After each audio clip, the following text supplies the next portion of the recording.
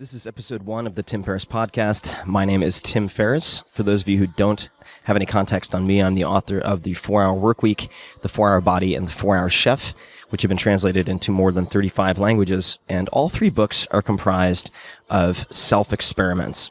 I travel the world, I find people who are world-class in different skills, and then I try to dissect that skill and test it all myself. And that can range from performance-enhancing drugs, to hacking the NFL Combine, to outsourcing my life to India, to cramming 2 years of culinary school into 48 hours, or trying to learn a foreign language in a few days well enough to go on live television and be interviewed. And it's in search of a toolkit. You do not have to be superhuman to get superhuman results.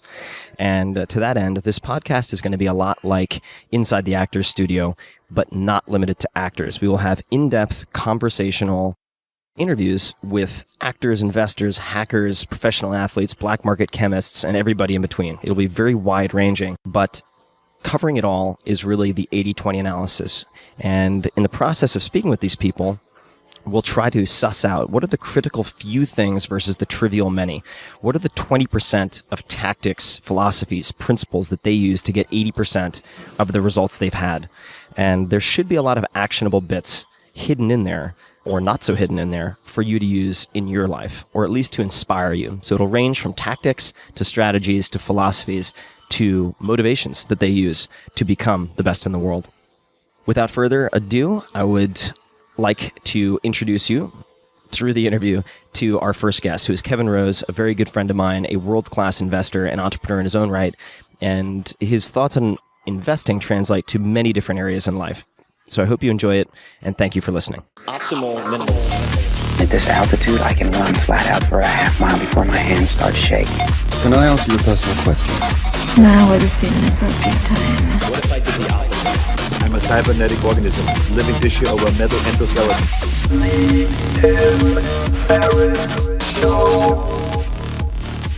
All right, so hold on, all right. Let's start over. This is experimental. We're figuring it out. So, Kevin, would you mind doing the honors?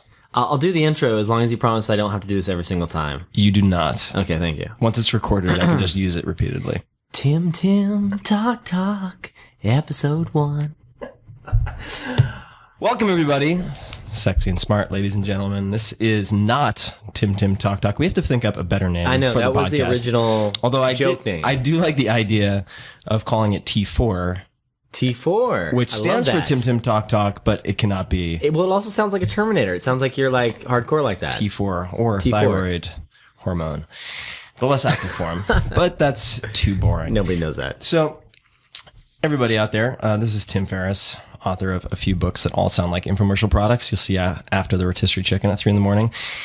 This is an experimental podcast. I have my good friend Kevin Rose with me to make it a low-stress, no-stakes experiment for my episode 1. Thank you, Kevin. No problem. You know, it's funny, you said that we should do this, and I said, why do you want me as your first guest? Because we do the random show together, which appears on your blog from time to time. That's right. And it's like, I think your audience would be like, oh, this is just the random show on audio. Oh, it's going to be so much better. Number one, because the audio is going to be incredibly impressive. High bit rate. Love Assuming I don't mouth the mic and screw it up with my spittle.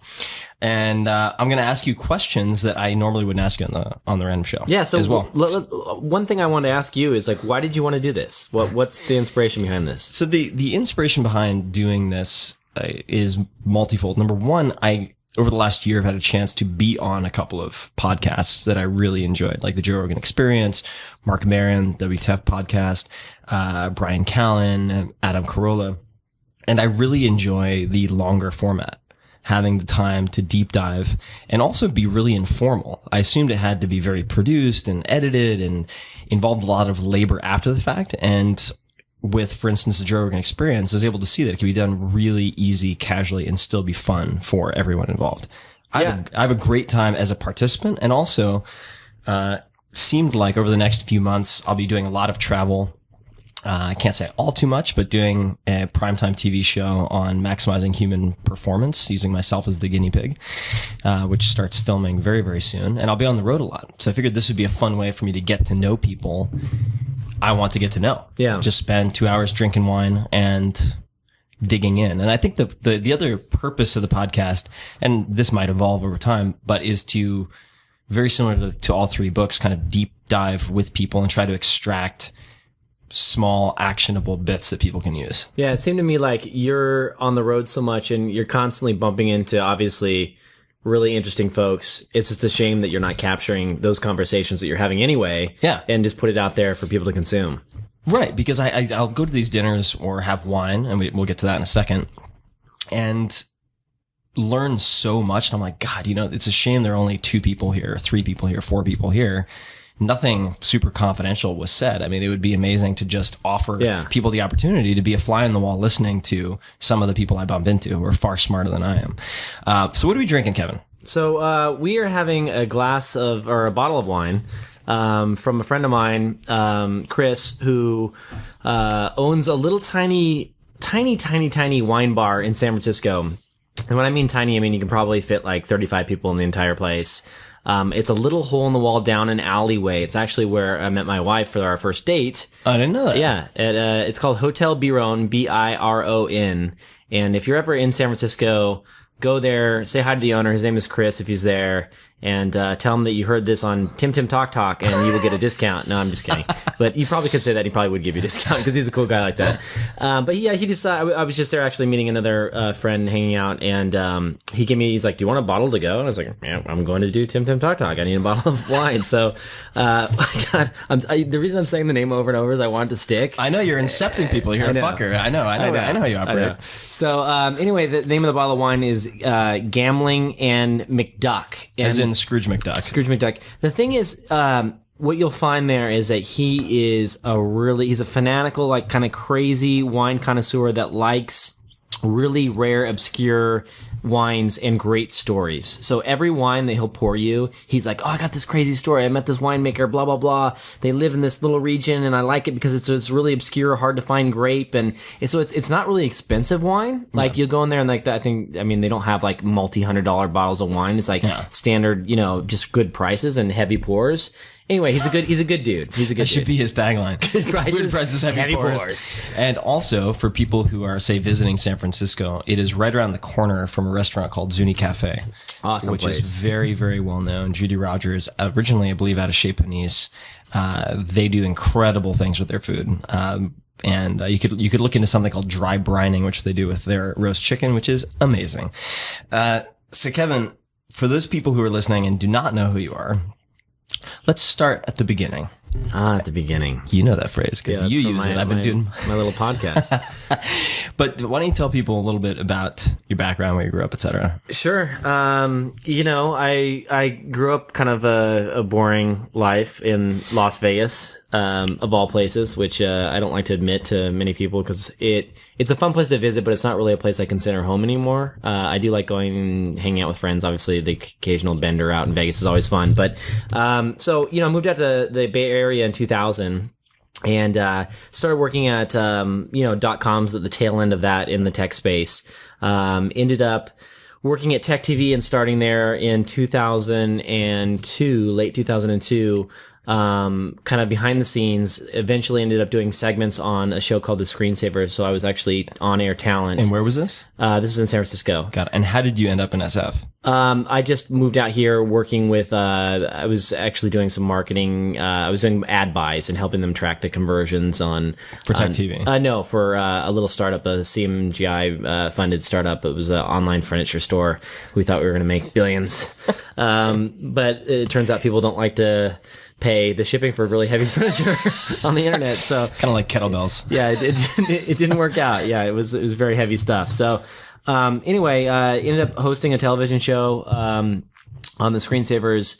The name of the show was called The Screensavers on Tech TV, and then started, my own first startup, which was called Dig, which is a social news site. And that grew that to a pretty decent size. Started a couple other companies, ended up angel investing, sold a few companies, got acquired by Google. Long story short, had a big, long 7, 8, 9, 10-year run in the tech space, and then eventually ended up as a venture capitalist at Google Ventures. So I'm a VC there that is funding companies and helping find the next big thing. That was very efficient self-introduction. Thank you for that. No problem. couple of questions. Well, actually, I should give some background, I suppose, or just my personal views on things, since that's, I guess, part of the podcast. I think you're one of the best product guys in Silicon Valley, meaning your ability to not only conceptualize and come up with product ideas, which you do all the time, and then you just give them away or drop them or whatever. But you come up with like a different company idea that could work ostensibly, I think, every week, just about.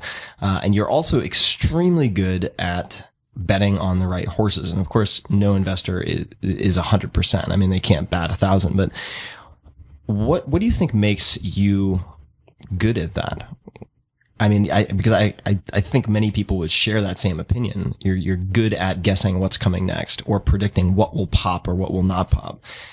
Is that just genetic ability? I mean, you're like, LeBron James of angel investing, or are there characteristics that you see in yourself or in other people who are also good at it, that you can explain? That's a great question. I think that, for me, I can remember, analyzing people and trends all the way back in high school. The first time I remember it, I remember there was this one kid in my class that, he wore a fluorescent orange jumpsuit to school. It was like a garbage man, like what the garbage man would wear, Or an inmate. Yeah, or an inmate, exactly. And so he was wearing that, and I remember everyone thought that was the coolest thing. Yeah. And everyone's like, oh, he's got that jumpsuit on and blah, blah. And like kids started going out and like literally buying these. You could buy them. They weren't made by Dickies, but a very similar brand. Yeah. And they sold them. Actually, I think that maybe they were made by Dickies, but they sold them at Kmart.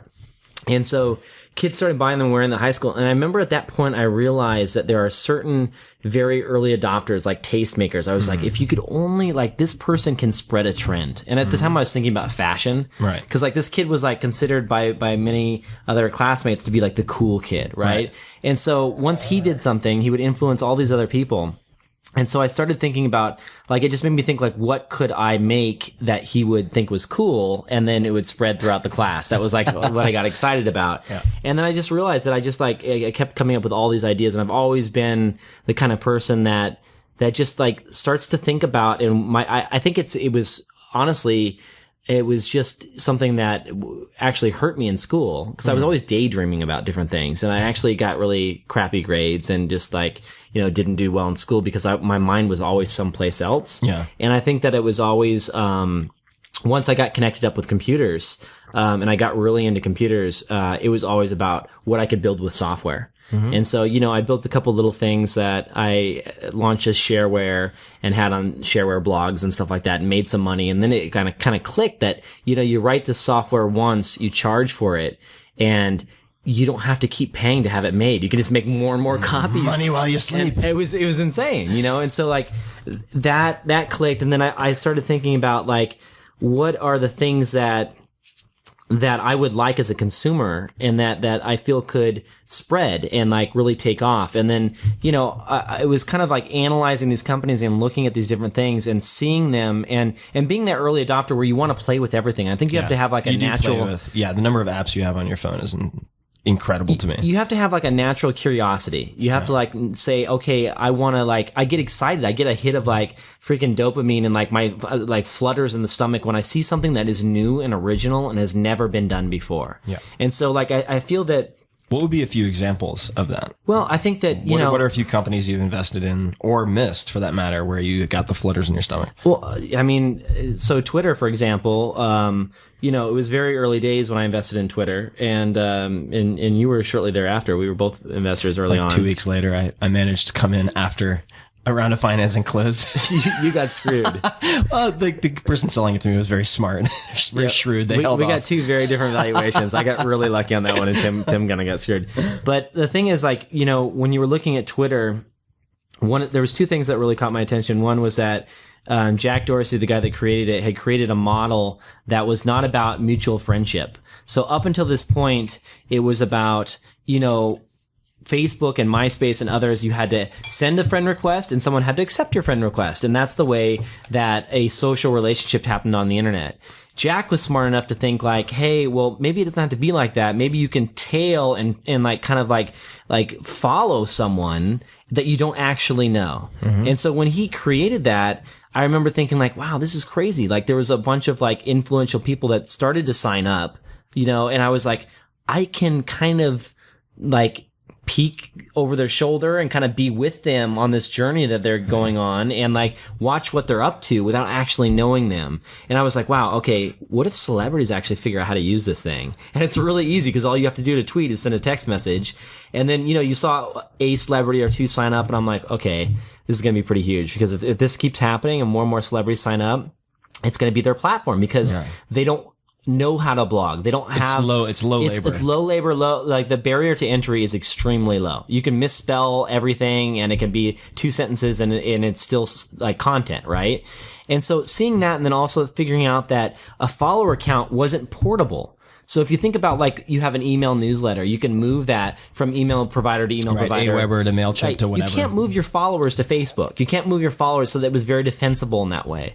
And seeing those couple things and thinking like, okay, well this could be something. And again, I didn't know. It was just like, it was a gamble. And a lot of angel investing is for me is going on your gut. And so I placed a bet and just happened to win there. But like, I think that for me, it's like hopefully finding an insight like that. And then also finding something that you yourself like plays to like me as a consumer. Like I think I'm kind of an every man, like every woman, I don't know if I'm a woman, but I mean like, I didn't mean that, but you are like every woman, I am like every woman. But no, seriously though, I think that like, I kind of feel like if it's something that will appeal to me and I can see myself using it on a daily basis, like I'm going to open my phone to do this 2 to 3 times per day. Right. It could be a big deal. And I think that like, that's what I look for. That's when I'm trying to, find the next Instagram or whatever it may be. It's like, I'm looking for something I'm going to use on a daily basis. Something that's going to sit in my, there's like 20 spaces on your iPhone in the default screen. Like, what are one of those icons going to be? Is there going to be something that's that prominent, that is that important that it will take up some of that real estate, some of the default real estate on my home screen? What are some examples of, and we'll talk about a lot more than investing, but I think it's a good way to look into how you think about people and companies and just creation in general. What are examples of companies you've invested in that other people did not invest in, where you were not necessarily investing alone, but going against maybe the consensus? And why did you? What were the factors that led you to decide to go in investments that worked out? We'll also talk about ones that didn't. Yeah, I mean, I think that there's always investors that say no, including myself, and a lot of things that actually end up being really successful. So you can't really blame somebody. It's like, I feel like, and I'm sure there's this case for you. It's like you look at, 20, 30, 50, and now as a professional venture capitalist, like hundreds of deals per year. Right. And you're going to say no to a lot of winners out there.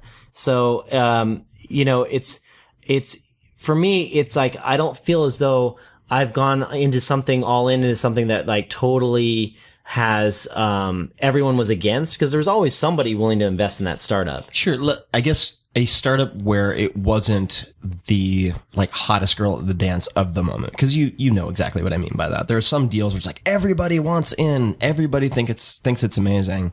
Not one of those deals. A deal that was had less hoopla surrounding it.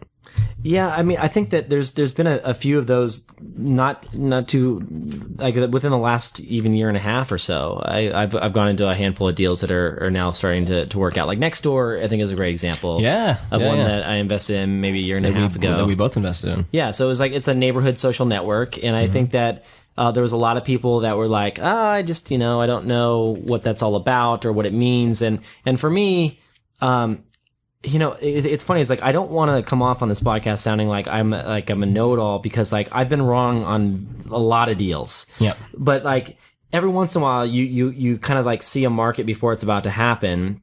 And then sometimes you just miss it altogether. Like Pinterest, I had an opportunity to invest very early on, saw it, liked it, ended up passing, and I'm kicking myself every single day. Right. But, Nextdoor was one where I saw it and I was like, okay, well, this is connecting neighbors on a very social level, which I like, because it's something where in San Francisco and big cities, we don't know our neighbors. It's not like you can walk across the street and be like, oh, hey, Jem, how's it going? You might know one house in any direction, but not 2 or 3 houses. You don't know who those people are. So the idea of like creating that social fabric so that you can have like, ad hoc things come together, like social, like neighborhood watch programs, like and eventually like commerce on top of a neighborhood graph, which I think is really interesting. What like types of commerce? like goods being sold. Like I see couches for sale on Nextdoor, which were for sale on Craigslist, 6 months ago. So things like that trusted neighborhood network are starting to create really unique opportunities for people to exchange goods and services. There's like a plumber that was on there last week being like, "Hey, I'm a plumber. I live in the neighborhood. If anybody ever needs me," it's just a different platform that was created, out of neighborhoods, out of like people getting to know each other in their local neighborhood. I thought was interesting. And I think that, a year and a half ago that nobody was really talking about it. Nobody just really thought it was that exciting. What do your investment mistakes have in common, if anything? If you were to say, like, you know what, I should have known better because X. I did X, I didn't do X, such and such happened. I shouldn't have done it. But Well, I think there's for me, it's the mistakes that have occurred, I think, are one in passing on deals. Like I think that when you're using your own money, especially when you're an angel investor, you are extremely picky, almost too much so, in that, on a 1 to 10, meaning 10 is like you're just over the moon excited about doing this deal. When you're an angel and you have limited capital, you're thinking like, okay, well, I have to be a 9 or higher to make this happen, to actually want to put money into this company. And I think that there was a lot of great 8s in there that I just passed on. Yeah. And that, had I had more cash at the time, I probably would have done those deals. And some of those have turned out to be... because, as an angel, you have very significant downside, meaning you can lose all of your own capital. Right. And then you have the potential upside of a relatively, say, small investment because it's your own cash. Whereas if you're working at a fund like Google Ventures, you have hundreds of millions of dollars to deploy. Sure. And so you can place little 100K bets all day long. Right. And you have zero personal downside and ride the winners. Right. So I think a lot of mistakes have been there. A lot of the mistakes have been, there's always the deals that you fund because you're really friendly with as an angel, you're friendly with some people, and it's not necessarily, and you're backing them as an entrepreneur because you really like the person, and there's nothing wrong with that. You just you're betting on a person. You might not necessarily like the general space that they're in, but you're betting that they can kind of figure it out. Yeah. And sometimes you lose on those, and that's fine. You just kind of... Well, that's true also, even with the example you gave, which is Twitter. If we're looking at Odeo. Yeah. And it's or for people that don't know, Odeo was the startup that became Twitter. Right. And Ev has had a lot of businesses, as you've mentioned in interviews before, or he's mentioned in interviews before. VHS tapes to teach people how to use the internet, right? What was your first business? My first business was a piece of software. It goes way back before that. When I was like 12, I had a little software company called Foliage Software. And it wasn't actually a software company, but I had business cards made. So it felt like a software company, but I basically, how old are you? I'm maybe 12, something like that. And I basically wrote little programs, in BASIC.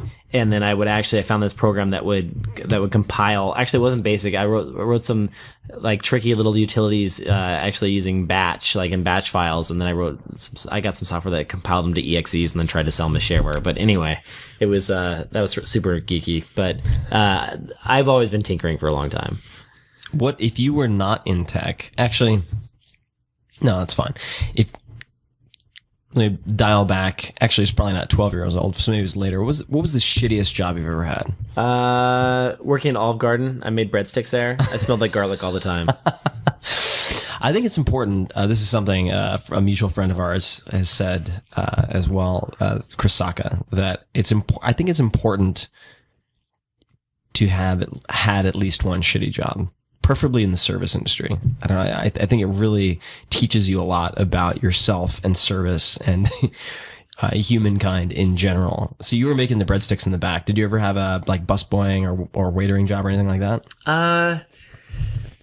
If not, I forgive you. No, not really. I was never a waiter. I mean, I would see people at tables at Olive Garden as well. But like, don't hate on my breadsticks. Breadsticks were a tough job, dude. Like those waiters would get pissed at you if you didn't have the breadsticks out on time because they made their tips on breadsticks. They made their way. How do they make their tips on breadsticks? Because you had to have breadsticks on the table, dude. Breadsticks always have to be on the table. I still have dreams about this. Breadsticks need to be on the table. If the customers don't have their breadsticks, they are not happy. Pissed, yeah. It's all you can eat breadsticks and salad.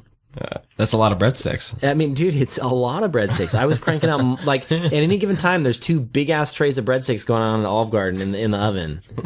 All right. Let's, I'm going to do a couple of rapid-fire questions just to mix things up. Actually, I wanted to also just add a bit of context to the angel investing discussion because it may seem outside of the scope of your daily life, but things are going to change very dramatically very soon. Oh, yeah, absolutely. So September 23rd, something called general solicitation is going to have a big impact on investing in general, where average Joe or Jane, so to speak, the public will have access to deals that are advertised by or promoted by angel investors, venture capitalists, hedge fund managers, and so on and so forth. This is something that's unprecedented and related to the Jobs Act, which means that deals people previously had to be part of a very small club to have access to, they will see promoted on the internet and elsewhere. Who knows? Television, perhaps. So I think the mechanisms for determining your own risk tolerance and deciding on investing will become in some ways more complex because people are going to get hit with a lot of promotion. So just a passing recommendation to people would be to read the annual letters by Warren Buffett, and which are compiled in, or I should say, they are compiled and gathered in paperback form. And of course, the first rule of investing is do not lose money. Rule number 2, see rule number 1, according to Buffett. But as an angel, I think that's important. I mean, you need to develop rules. You're going to miss some winners, but develop rules so that you can at least avoid losing a large chunk of capital. And, that is all I have to say about that. Yeah. I mean, it's interesting to think that, there's going to be this act is going to open up new worlds for everyday investors to come in and do more angel style investing. Yeah. So the way that people go onto Kickstarter and give money to people for prizes or rewards of different types, they'll be able to do that, but for equity, actual percentages in a company. It's crazy in that, like, you know, when you hear about most of the stuff, you think like, oh, it's those people out in Silicon Valley and California doing all this stuff. And it's like, and you're right to be thinking that, like, there's obviously a lot of that stuff gets funded and everything out here. But like when this happens and eventually the tools that form around it will enable anyone anywhere to really participate and get involved at a much earlier stage, which is exciting. I mean, there's a lot of risk, but there's also potentially a lot of reward on that stuff. Oh, definitely. And I mean, we've talked about this before, but I mean, I tend to take personally, at least, as sort of a barbell, that's the Nassim Taleb term, barbell approach to investing, which is say 20% highly speculative startup stuff. And then 80% is just safe cash-like equivalents of some type. So don't gamble with more than you can afford to lose is, I think a good way to go about it. All right. So let's do a couple of rapid fire questions, borrowing these from all over the place. If you could be a breakfast cereal, what breakfast cereal and why? Oh boy, it's these kind of questions. This is like the Google interview questions, like when they're like, "How many ping pong balls can you fit in a 747?" Yeah, exactly. McKinsey style. This is easier. What kind of breakfast? What breakfast cereal? I hate the and why part. I can easily be like some nice like. Yeah. Okay, you can just give a cryptic answer. Okay. No why required. Okay, breakfast cereal. I'm gonna go with the steel cut oats. It's very Amish of you. Well, are we talking like kids cereal? I mean, it can be whatever, man. I don't want to like suggest something that's bad for people's health out there. Then they start consuming it, and all of a sudden we're like double fisting wine obesity. here. You can't suggest cereal. Okay, You're fine. So I would say like straight up kids breakfast cereal would probably be like the Choco Puffs. Okay, now I'm going to go back on my word. Why Choco Puffs? Well, I mean, just because I really like chocolate. Cheers, by the way. I don't really have any like. Oh, cheers! I don't have any like great answer other than just like. That was a terrible question and an even worse answer. All right, let's continue. This is a beta, man. This is your first podcast. This is a beta. Never again will the breakfast cereal question come up. That was a shitty lead on my part. Complete this statement. My favorite time of day is, and why? Probably evening, just because I get to decompress a little bit. How do you decompress in the evening? It's dinner with my wife and just kind of like hanging out and having, a glass of wine or something, and especially like wine with good food is awesome. We cook a lot at home. What is your favorite meal and wine to decompress? So without a doubt, I found this little charcuterie place around the corner from my house that sells like aged beef. Okay. And 100-day dry aged big old chunk of beef, sous vide in the water bath, like at medium rare, and then just like flash grilled, so you like render all the fat, and then just a big old tasty cab. I mean, that sounds great. I know you'd like that, right? You're a meat eater. I would. So medium rare would be what, like 125? 130 to 135 is medium rare. Okay. How do I know that and you don't? And you have a cooking book. You're going to cut this out of the podcast. No, I'm not going to cut it out. 125 is fine. 125. That's on the rare side. Yeah, I know, but if it's thin and then it doesn't matter with sous vide, flash sear it. No, hold on though. If it's thin and then you sear it, yeah, it'll cook. You're going to have some carryover. Okay, fair enough. Jesus, chafing my ass already. All right. As you've gotten older, this is a two-parter. As you've gotten older, what has become more important to you, and what has become less important to you? Oh my gosh. So more important to me as I've gotten older is probably, just honestly time to like stay in shape. Just like more gym time, more time to actually keep the beer gut down. It's harder as you get older. And less important, I would say, is like some of the hardcore tinkering. Like I used to like to build computers from scratch. Yep. I just want my computer to work now. I put freaking OS 10 Mavericks on my laptop, which is like the beta version of OS 10. And, it's crashing shit. And I'm just like, are you kidding me? Like, what am I doing? I'm like, I don't know why I had to have it, but I did. And like, now I can't even like write an email. My browser locks up. So, I think I just, it's like the get off my lawn. Like, right. I want shit to grandpa, work. I just want shit to work. But, it's weird how that happens. Yeah. I have the same thing. I mean, there's a point where you feel the scarcity of time. Yeah. And the value of time increasing because you start seeing gnarly shit happen to people, or like friends dying, or I know that's the scariest part, man. Whatever. Is like it freaks you out. I didn't know anyone, and then you're like, you know what? I'm not going to spend a week figuring this like beta out. That's bullshit. I just want this to work. You know what's funny is when you're a kid, like you just don't know anyone. You think like everyone's just healthy. Right. And then all of a sudden you become an adult and like, I've had some really bad experiences, and then like I've seen friends of mine that aren't that older that like, a good friend of mine's wife has cancer now, and like he's only a few years older than me, and I'm like, that's scary as hell. Yeah. So yeah, you start to value time a lot more. Who's the first person that comes to mind when you hear the word successful, and why is that? Successful, I would say that, I think that it's Philip Rosedale is the first person to come to mind. Philip's awesome. Do you want to tell us a little bit of so people know who Philip is? So it's interesting in that it's weird that actually when I think about that I would pick Philip, and the reason being is that Philip. So thank you for the wine. I wonder if that's picking up the speaker. It sounds like you're like I'm aggressively pouring, so it will be picked up by the mic. So Philip created a virtual world back in the day that was really popular, way before its time, called Second Life, and it became extremely popular. And later, like all internet things, eventually declined in usage because it just wasn't as cool as it was when it came out. And he then went on to start a company that he tinkered around with a handful of different things. They didn't quite work out. And now he's on to his next thing called High Fidelity.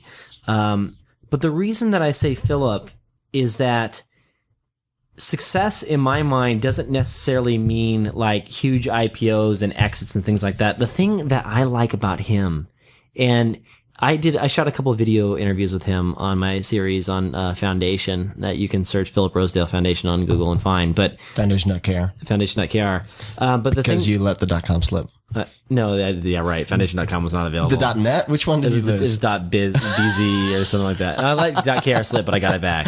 Okay. So anyway, the thing I like about Philip is that he is such a rare person to discover. I feel like I'm lucky that I even know him because he's a big thinker. He's a crazy mad scientist. Yep. When you watch his interview, you realize that his ideas and his passion and just where his head takes things is so unique and so big picture, like bigger than you could ever dream up on your own. Like when you think of ideas, we're like, oh, wouldn't it be better if there was a better way to keep our, like, and it's something like super stupid that you want. Like, like I feel like our ideas are like, just improvements of the, of something that's already incremental, like pre-existing, like little problems that we have that like my toilet paper runs out. I'd like to get a notification. Like it's like dumb stuff, right? You talk to him and like you realize that like he is thinking about things like virtual economies and like currencies and using your iPhone as a miniature computer while you're sleeping that does little virtual tasks and assists people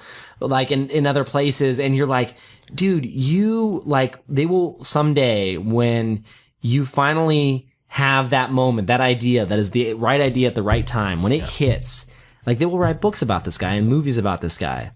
It's rare to find those people. The Nikolai Tesla of the internet it's the age. Tesla. It's like potentially like an Elon Musk. Well, is I was another just one going of to those. say, so what do you think enables them to think that way? Is it something that can be taught? I mean, is it something that they learned how to do? Or are they just genetically predisposed? I think a lot of it comes down to fear. A lot of it comes down to fear. How so? When people don't have fear, they aren't scared of big ideas. I meet a lot of entrepreneurs every single day, and all they want to do is do incremental improvements on pre-existing stuff because it's safe. They want to sell a company for $20 million. Safe. They can sell it for $20 million to Yahoo. They can sell it for $10 million to Google, whatever it may be. There's a safety net there. Who wants to go and create an electric car company? Yeah. Who wants to go and create a freaking next generation like spaceship company? Like these are hard problems, you know. Yeah. And it takes a certain kind of person, and they're binary too, right? I mean, you don't partially succeed, right? You either succeed or fail, and it's like, and Philip is one of those guys that he's just like, I have a crazy idea, I'm gonna go build it, and I don't care nothing's gonna get in my way. I can just do it, and I don't know how to do it right now, but I can figure it out because I'll surround myself with smart people. And that's what he does. And it's like, those people are really rare, man. Like I see so many just, it's not a lot of like willing to throw everything out and to start from scratch and tackle something that is going to change the world. And when you find those people, and I've only met a couple, aren't that many? Then you get really excited and you feel lucky just to know them. Who any other examples immediately jump to mind besides Philip and Elon? I think that Reid Hoffman is another really big idea guy. Definitely. I think that he's really, like, I'm excited to see if he eventually decides to get back in it. Like, he's chairman at LinkedIn, and if he ever decides to go and tackle something, like what that will become. Do you have any idea what Philip, if he did, I don't know his educational background, but did he finish school? Did he study anything in particular? Yeah, I mean, he's like super hardcore, like machine code. He is computer science guy. Okay, because I mean, I don't know if he dropped out or not, or if just he got trying his to degree. see if there are any commonalities. Because I mean, Reid, many people don't know this, but I think he has either a master's or a PhD in philosophy. I mean, very big thinker, as you know, is regarded as one of the oracles or the oracle of Silicon Valley. I mean, the guy is brilliant. Yeah, absolutely. What is your, it's not policy really, but do you keep in touch with friends from back in the day? I mean, childhood friends, any of them? Or yeah, there's a couple. Okay.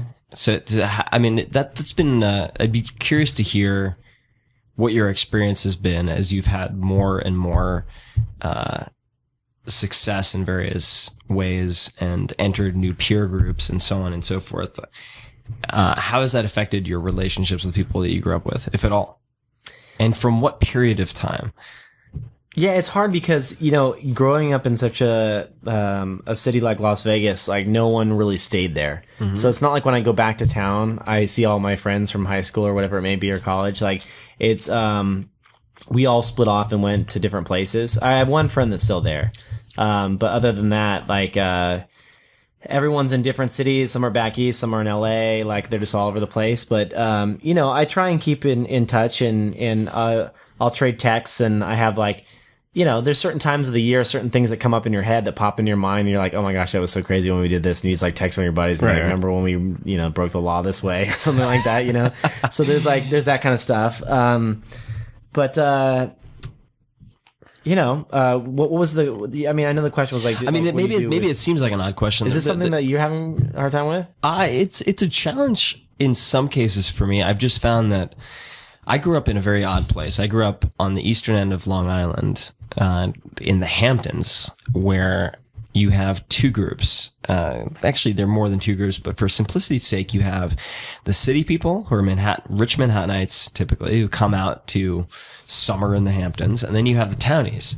And the townies range, but typically include people involved in service industries. So, let's just say landscapers, waitresses, waiters, real estate brokers, although they're getting pushed out by people like Sotheby's who are based in Manhattan. And there's a lot of alcoholism, not very good education. It's a pretty dismal picture. So I found it very difficult for myself, to transition from having more in common with the townies to having more in common with the city people. It's been like a real existential issue for me. So you don't have things in common with the city people anymore? No. As I went through, say, high school and then left Long Island, I initially was 100% townie. And then I started to move where I'm like, okay, 90% townie, 10% city person as I went to undergrad. Right. And then like 70% townie, 30% city person. And then where do you think you are now? I can empathize with the city people now, and I feel like I'm opposite, and I feel like I'm straddling both, right? So it's like that's weird. So I go back, and it's like I have some of my closest friends who have died in the last 2 years of drug overdoses. That's crazy, and So I feel like I'm kind of trapped in between these. Not trapped, that's the dramatic word, but I'm straddling these two worlds where I grew up hating people who came in from Manhattan. I mean, they were just like so rude and entitled and annoying and irritating. Part of it was that I was working as a busboy, so I saw the worst that humanity had to offer. And now it's difficult for me sometimes to identify and, let's say, have a conversation about shared interests with some of the friends I grew up with. Not because I'm, better by any stretch of the imagination. We're just in such different tracks. I still feel more at home with my younger friends than I do.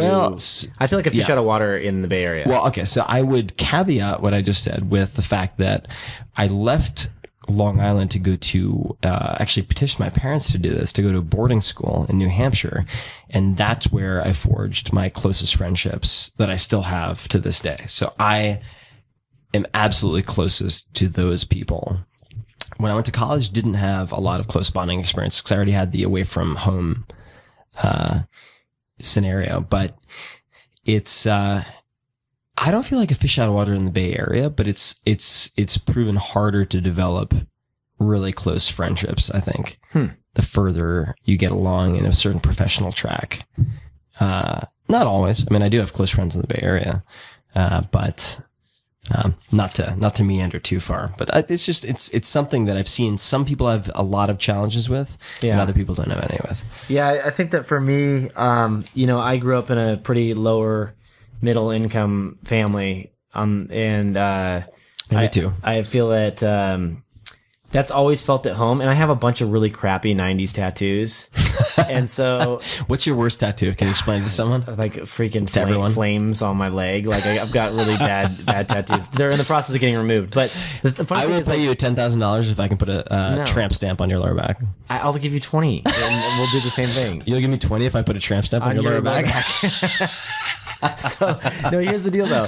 Like I feel like I just like I feel at most home with like people that understand that because I go to the gym. I go to this like really like meatheady gym, you know. That's perfect. And like yeah, dude, I'm surrounded by dudes with really crappy '90s tattoos. They have and I'm like oh, I feel at home here. They have like Tasmanian devil tattoos on their arms. Like, oh, what's up, bro? Hell yeah, like it's the best. Alice in Chains, what's up? Yeah. What did you want to be when you were growing up? I always knew I wanted to be in computers ever since I was probably 10 or 12 years old. When I got Nothing my else? I knew the second I got a computer that I was hooked. I moved the computer into my bedroom, and my parents thought it was weird. And I was like, I need to have this machine as close as possible so I can hear the fan at night. It makes me sleep. I'm serious. I loved it, dude. Everything about it. I'd leave it on all the time. I'd get on it. I learned every single DOS command. You can ask me how to do anything in DOS right now. I can tell you how to do it. Like I loved it. I wish I could. I definitely have non-engineers insecurity when it comes to, or non-coders insecurity. When it relates to tech and startups, I really should learn how to code at least in one language. Everyone's, not everyone, but a handful of friends have been telling me I should go after Python first, which I'm inclined to do. I get to it eventually. Natural languages first, programming languages second, I guess. Interesting. Outside of computers, if you could study with any expert in the world, who would you study with, and what would you study? I would probably pick some type of meditation guru. And I know this is totally doable, but like, I think that like the issue that I have now, is that I feel that all of this computer, like the computers and the constant like stimulus and all this, like, you know, I don't know about you, but like, there's no such thing as, it's extremely blurred, the personal time versus work time. And so like, you know, I'll be at dinner and like, you know, it's not as bad because Daria makes me shut down the laptop at dinner, but like, you know what I mean? It's like, it bleeds into everything that you do. Sure. And so because of that, I feel like my brain is being slowly scrambled. Like I feel like it's always on edge. Fragmented. It's being fragmented. And I feel that like, we're going to realize in short order here in the next 10, 20 years that like, all of this distraction and stuff is really messing with our brains. And I feel it like I need to find that balance, and I haven't done that yet. So I think if I could study with anyone, it would probably be like a 2 or 3 month, like just straight up retreat with like some like awesome Buddhist monk somewhere that would teach me, you know, walking meditation or whatever it may be, like some way to like gain my soul back. Kevin has lost his soul. I mean, that would be the title of this podcast. No, Kevin Rose loses his soul. As long as it's like Tim Talk, Kevin Rose loses his soul. No, but seriously though, I feel like it's so I hear you, hard, man. It's easy to feel lost. I mean, I don't think I've talked about this all too publicly, but it's been, I feel like I'm in AA or something, wording it this way, but it'll be 11 weeks as of this Sunday that I've meditated twice a day, every day for that period of time, which is, it would have been incomprehensible to me that I would actually meditate that consistently. You're not counting masturbation as meditation though, because that no, because if you are, then that would not. Then you're like 4 a day. you're like once a week then. I've never masturbated. I have no idea what you're implying. It's a late night show, people. It's a late night show. Sorry, all you 7-year-olds listening, but in 3 years you'll learn. Not counting masturbation. Is this a late night show though? Seriously? Because like we talk about we can talk about whatever vulgar stuff. Yeah. What do you want to? I mean, I don't have anything else I want to talk about, but like talk about penises. What's going on? No, I don't want. There's nothing else. I was just worried. You always talk about penises. Just might as well admit it to everybody. You know what I heard? No, I won't even bring it up. Yes. Say what you want. Say what you didn't want to say. No, I mean it's nothing that's interesting. That's fine. It sounded defensive, which you should bring up. My buddy that owns this wine bar, we were just like talking about it. He got Square, you know, that credit card swiping system. Yes, I've heard Square. Well, I'm explaining to the users out there, your readers. All right. So Square is basically like this little tiny dongle that you can plug into your iPad or iPhone, and you can swipe your card. A dongle is a little square that you plug in. Sounds very pornographic. You swipe your card, and that's how you pay for things. Everyone's kind of seen this now. So basically, he was telling me that 30% of his signatures, like, you know how you have to sign the iPad with your finger? Like you sign your name? 30% are penises.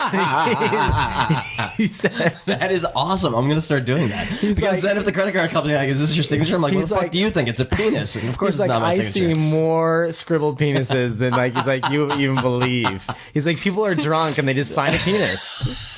I thought that was pretty funny. That is awesome. Why have I never done that? I don't know. I'm embarrassed to admit that I've never signed with a penis before.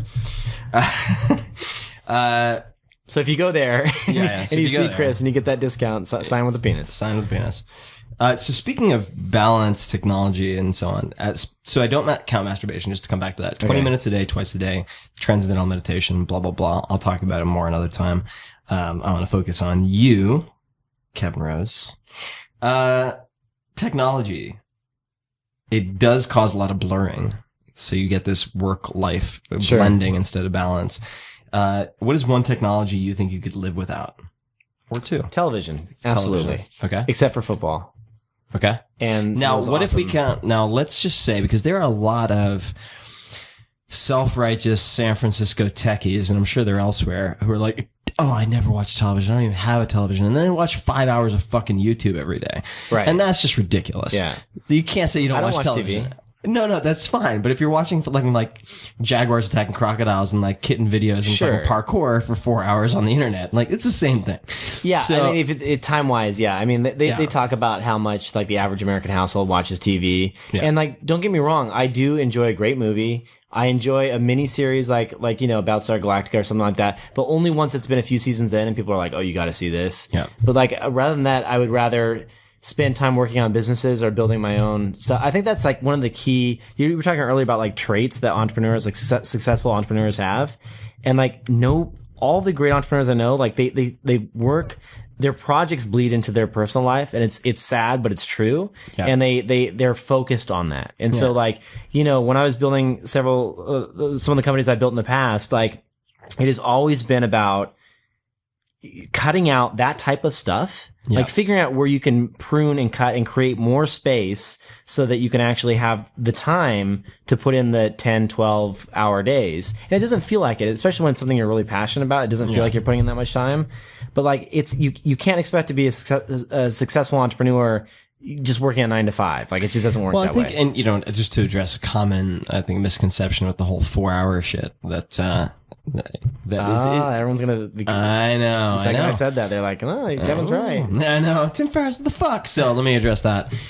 For people who haven't read it, the 4 hour work week is about optimizing per hour output. That's it. End of story. So you maximize your per hour output, increase it 5 to 10x.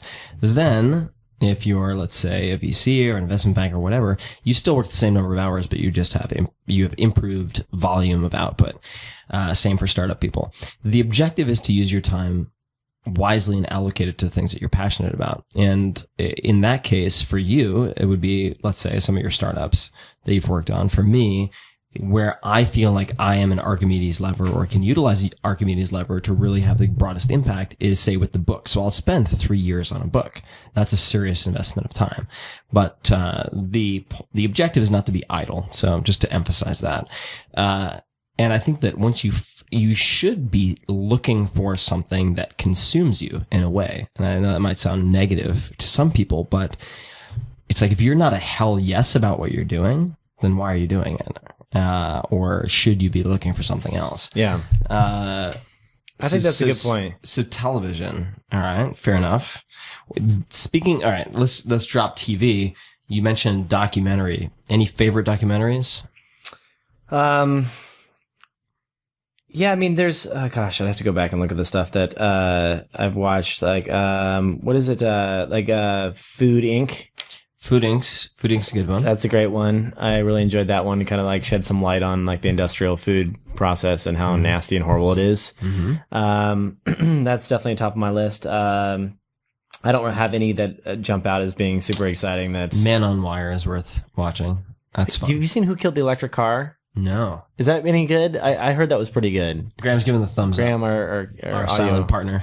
This 3-person podcast. Who Killed the Electric Car? What's it about? Well, just the how the electric car died the first time around when they tried to get off the ground. Yeah, Yeah, the GMEB one. Interesting. Who was it that came out with the Nova at one part? At one point? Thank you, Wine, for that English fuck up. And The Nova? What? the Nova, and then they tried to sell it in Spanish-speaking countries, and it was the Nova. It doesn't go, and so they couldn't sell the car. Oh, that's funny. Oops. Okay. If you could stop the clock and live forever at a particular age, what age would you choose and why? Man, that's a good one. Probably, I mean, that's a good question because obviously you don't know how things are going to feel in the future, but I would say as far as like my general I'm sure your joints and muscles will improve I'd as say you get older. 24. Spunk, eh? I was thinking your spunkiness and just ability to recover from. You're doing a shitty job on your wine. Dude, I told you I had two glasses before I got here. So No, I think we're good. no. I'm not trying to be an enabler. I'm just saying you're doing a shitty job if you're on your trying wine. to promote alcoholism on your first podcast, it's a little hardcore. I'm waiting for the waiting for the alcohol brands to sponsor me for my third Exactly. episode. Yeah, so what was the question again? You want to know? Any age, where would you? Oh, 24. 24. Okay. Yeah. Yeah, that sounds about right. I think the 24, I mean, it's your mid-20s are kind of like your prime, right? Yeah. I think that's Physically. What are some of your pet peeves? What are things that drive you insane? Pet peeves, one of the things that drives me insane is that I feel as though in our industry, there are a lot of people that Meaning are tech. that aren't really direct. It drives me nuts when people beat around the bush. And really, you just need to say the truth because, like, even though it's painful and it stings now, at least people know where you stand. Yeah, and saves I feel everybody a lot of time. It saves everyone a ton of time, and I feel that that's like What would be an example of that? Well, I What mean- circumstance? it just feels that, you know, I see this all the time, and even in my world, in the venture capital world, like a lot of people will say, I recently changed the way that I say no to people now.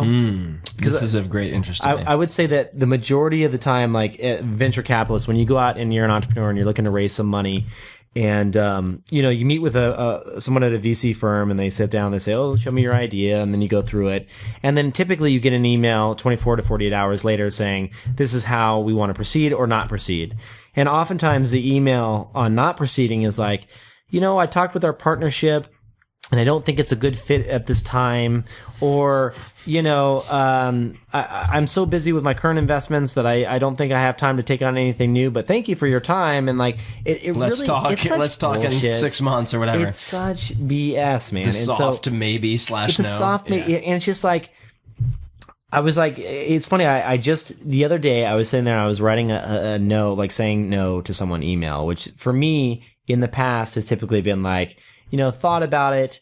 Really don't think it's something that we want to invest in. Thanks, but I'd love to talk to you in the future. Blah blah blah. Right? The typical one that you read everywhere else. Right? Yeah. And then, you know, I just started thinking like, gosh, there's got to be. I'm going to try and be very direct with the entrepreneur. And just like see what the response is like, because I feel like that's just like I might come off as a dick, and that's the worry, right? The concern is that you just come off like you're just He's being a dick and they shit talk you out other places. But and you know blah, what? blah, But blah. I think that like at least people will be like, you know what? We know where he stands. Yeah, And, exactly. and so I tried it for the first time last week, actually. And the entrepreneur wrote back and he was like, dude, thanks for being honest. I appreciate What was it. your wording? I'm curious because this is something I I think said- a lot of people battle with. Is how to say no. So I liked the idea. I thought that the space was generally really boring. yeah, I didn't know how big a business it would become. I thought that they had decent traction. They were clearly going to get their next round of funding because of that traction. But it wasn't something where I was going to be over the top excited about to answer their emails and get pumped up about, right? And so I wrote the guy an email and I was like, listen, I don't think I'm the right partner for you. I think the idea is sound, but I am not excited about this space at all. It doesn't get me excited. And I just don't think like when you need someone to reach out to and to help you out, like I'm going to be the one that's going to jump back and be the right partner, you know, more or less. And he wrote back and he's like, dude, thanks for the direct feedback or honest feedback. And, you know, look forward to see you next time you're in town because he's out of town. Cool. And it was the first time where I was like, wow, that actually it's also a good founder. You know, who and- can take it. I've done that before in working with some engineers. And I feel like it always, I kind of like, I want to start living by that because I think it's the right thing to do. So I think you're a very good communicator. You're also a very good negotiator. I've seen you live. I think both are very interrelated. Do you think you're a good communicator?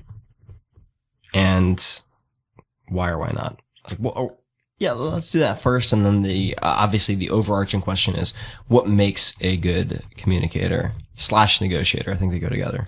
I think on that's hard because it's funny. I was just negotiating a car lease today, and I don't think I'm that good of a negotiator because this guy just like mopped the floor with me. Yeah, but you don't give a shit about your car lease. That's why. Yeah, that's probably I've seen true. you negotiate things you care about, and you're good. No, that's probably true. So on the communications front, I feel that like. Plus, that guy's done the same fucking negotiation a million times. He's really good. Those damn car. He's like, I'm so glad you asked that blah blah blah bullshit. Let me now like verbally put you in the solar plexus. I literally walked out of the place today, walked down the street, and the guy's texting me like, "Come back, like we can talk about this." And I'm like, "Why didn't we talk about this 20 minutes ago when I sat in your office for 45 minutes?" Like he's like, "Oh, there's wiggle room now," and I'm like, "How is there wasn't wiggle room 45 minutes ago?" And you brought me like crappy coffee, and I'm like sitting there in the office sweating my ass off because it's hot. Anyway, it was just like I wish I need to invent a new car startup because like there needs to be like straight, transparent, real talk, like no negotiation. I don't know. There's a lot of car companies out there, but communication wise, I feel that you know, I don't know that I appreciate the compliment, but I think for me, it's what people have said is that I don't really. Sometimes I get in trouble for this. I always did when I was doing PR at Dig, and I was like, I would just say whatever was the truth, and not necessarily the best thing to say, but just really the honest thing. So like when we were having user revolts on our site, when I was running Dig, it was this very social site, so we had like millions of users revolting against us online. Like, you know, I would get in front of the camera and just be like, yeah, it sucks. Our servers are falling over. We're getting crushed right now. Blah, blah, blah. And like, you know, PR would be like, okay, you can kind of like say like this and like, you should word it like this next time. And it's like, I don't know, man. I think like a lot of that too. I suck at but it. that's the thing is like, because people don't trust you if you're reading off a script. Exactly. And that is an old like process, an old way of thinking. Like people nowadays can see right through that crap. And so like literally just, you have to tell the truth. I mean, it's like, you just have, whether it sucks or doesn't suck. Like, you know, I got in trouble one time, another time when I was on stage, and I was talking about our engineering problems at Dig. Who chastised you? This is board of directors, investors types? This was, like actually, so, I mean, well, I'm sharing some insider information here, but we had this like group on Facebook that was a bunch of ex-Dig employees. And, you know, first of all, dedicated to being ex-Dig employees. They were, but like I was also a member of that group because I had since left Dig. Yeah. And, you know, the blame is definitely on me from the get-go because I'm the one that founded the company. So like can't really, the buck stops with me. Right. But, you know, I'm allowed to tweak and figure out what I did wrong so I can hopefully avoid those mistakes in the future. Of course. And so I was saying a lot of what I thought I did wrong, including not, like, as Jack Dorsey puts it in an interview that I did with him, he says that you need to constantly be pruning and editing your team to make sure that you have the right people in the right roles. Yeah. And that's like something that you, as a successful entrepreneur, he has constantly done. That means sometimes having very difficult, tough conversations with employees and letting people go. Yep. And so I talked about that on stage and talked about how I would have done things differently, blah, blah, blah. And I upset a lot of past employees. And what upset them? Well, just that I would put the blame on engineering when they thought the blame was on upper management and blah, blah, blah. And don't get me wrong, the blame was absolutely on upper management. And I think that there's blame to be put all over the place. Like it's like I could point to 1,000 different things that we would do differently next time around. Well, if I were to just try to bring it back to this original question, it seems like you're surprisingly comfortable having uncomfortable conversations. And I've seen you do this live a couple of times where you're asking for things that perhaps other people wouldn't ask for, but that you should ask for. Or you're saying things that maybe you shouldn't say by some politically correct standard, but you do. And how did you get to that point? Because it seems like the reason a lot of people fail in whether it's negotiating for a raise or negotiating any type of deal or asking for anything they want or coming clean and avoiding some huge fucking PR scandal just by being honest at the outset, they're not willing to have those uncomfortable conversations. So why do you think you're so comfortable doing that?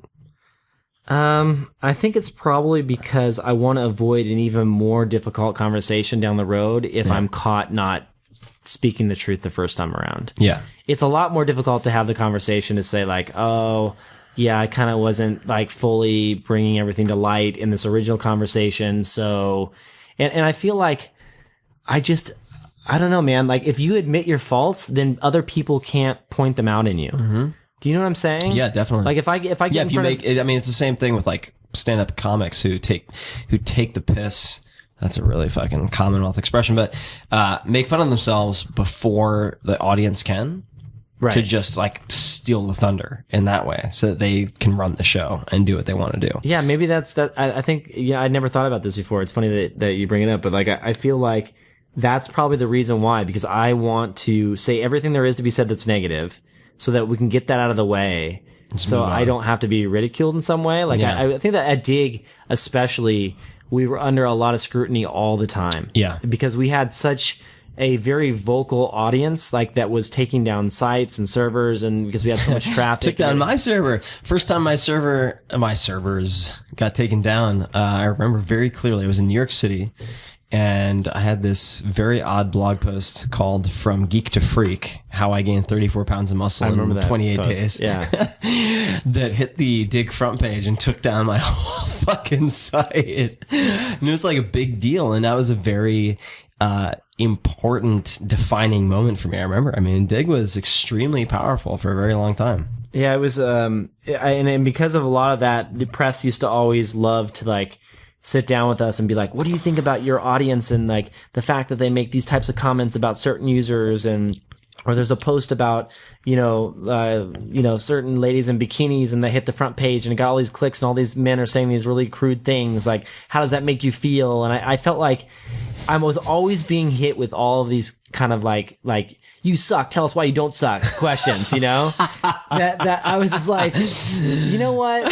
You're right, we do suck, you know? And it's like, that's the only thing you can do. Yeah, like, look, humanity's fucking brutal. Yeah, like, exactly. I'm sorry. I'm like if you have, how many monthly unique visitors do you have? 38 million was the highest. It's like, so if you take put 38 million people pick in a 1,000 sandbox assholes in a fucking auditorium, like you're gonna have, not assholes, I'm sorry, like 1,000 people in an auditorium. Like think of any school play, right? Or like any little league game, right? And you always gonna be and you have like 300 dads. They're always gonna be 4 fucking asshole dads who are like yelling and screaming and blue in the face, right? Like, so you take 38 million people and you extrapolate it out. Of course, you're gonna have a fucking mess in your hands. It was so. I just realized that like at that point, you just gotta surrender and not fight and just be like, listen. And it actually helps out a ton because people are like, oh, he's just human. Well, that's really important. I think is to not emphasize, but at least mention the things you suck at as a way of qualifying. Not like credentializing everything you say after that, but also qualifying the users that come to your site, right? So, or that use your product by explaining who should not use your product, if that makes sense. What would you say that you are world class at? I would say, every couple of years, I will come up with something idea-wise that I have never seen done before. And so the thing that I enjoy more than anything else, out of anything I've ever done in life, outside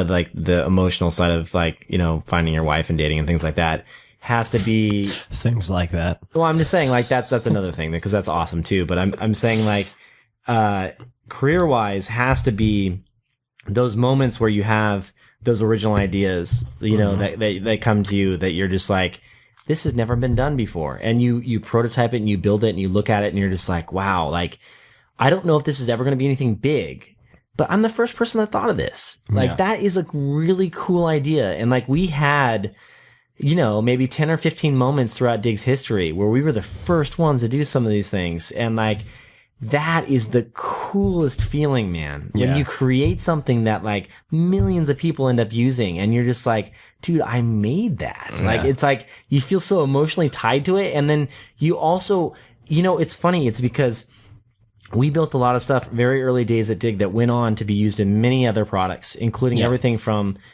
stupid things like Facebook using a like button when we like created social voting way back in the day and had it spread to profiles, and a lot of the kind of nuts and bolts of how that stuff worked. Yeah. Like a lot of that eventually, some of the comment stuff that we did with the voting, and like a lot of like really crazy stuff we did on like showing real time data around votes, and like all this stuff eventually made it into much bigger products than what we had created.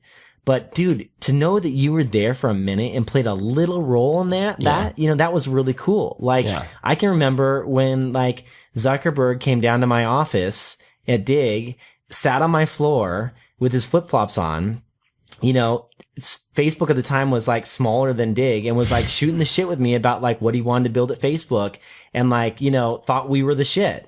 And I was like, damn, that was, now that I look back on that, at the time I was like, who is this kid? But now I look back on that and I'm like, dude, that's so cool. Like that was like a moment where like we had created something that he was like caught up in and thought it was really cool, and baked some of those ideas into some of the stuff that he built and went on to obviously launch to an audience that's 100x what we ever were. Yeah. But like, dude, just being a part of that, like that whole movement was something that I will forever cherish, And it's like your question is like, what am I really good at? It's like, I enjoy those moments. And I think that like, if anything I can bring to my, like the people that have followed my work and that continue to follow the stuff that I do, I hope to have a few more of those in my lifetime. Yeah. And be able to actually launch some stuff that people are like, wow, it doesn't have to be big. It can be super small. It just, I want people to think like, wow, that's something I've never seen before. I like that feeling. So I feel exactly the same way.